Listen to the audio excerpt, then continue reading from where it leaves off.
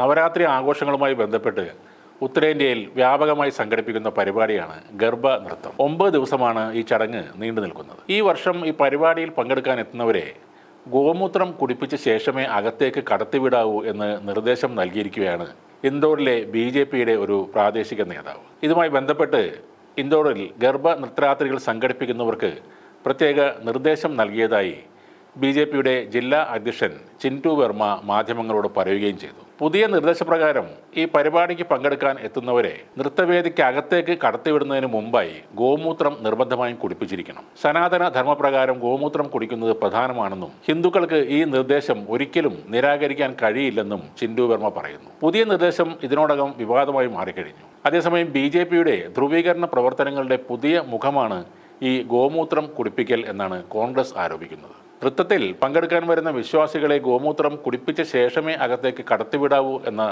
ഗർഭ പരിപാടികളുടെ സംഘാടകരോട് നിർദ്ദേശിക്കുകയും ചെയ്തിട്ടുണ്ട്.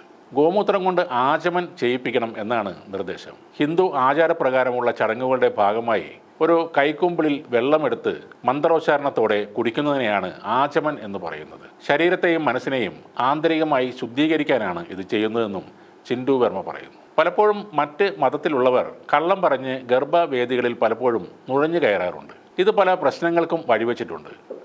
ആധാർ കാർഡ് മാറ്റാൻ കഴിഞ്ഞേക്കും, എന്നാൽ ഒരു ഹിന്ദുവിന് ഒരിക്കലും ആചമൻ എന്ന ആചാരത്തോട് മുഖം തിരിക്കാൻ കഴിയില്ല. ഗോമൂത്രം കൊണ്ട് ആചമൻ ചെയ്ത ശേഷമേ ഒരു ഹിന്ദു ഗർഭവേദിയിലേക്ക് കടക്കാവൂ. അതിനെ എതിർക്കാൻ ഒരു ഹിന്ദുവിന് ഒരിക്കലും സാധ്യവുമല്ല.